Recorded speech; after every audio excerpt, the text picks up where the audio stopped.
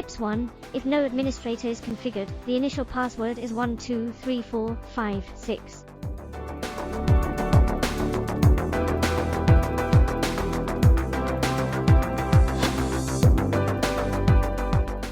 Tips 2. Fingerprints, access cards, and passwords can be set as administrator. Users automatically upgrade to administrator after the first input. The second entry must be verified by the administrator.